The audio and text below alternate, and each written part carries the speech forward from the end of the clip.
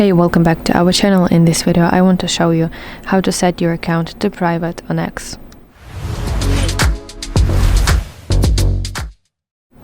So open X on your device and you want to tap your profile picture in the top left corner of your screen. Now in this menu you have to scroll down to settings and privacy.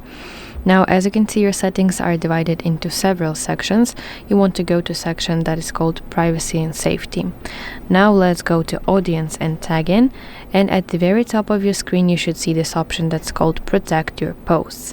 So this is the feature that is responsible for making your account private.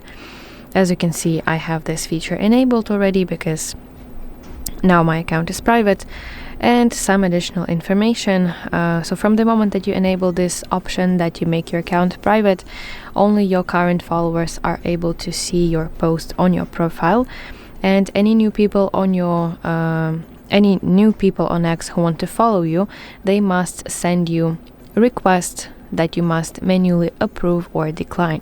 So let me show you how to do it. You have to tap your profile picture in the top left, and in this menu you have different pages, different sections. You want to tap on follower requests, and from here you can manage your followers. You can either accept them or decline them.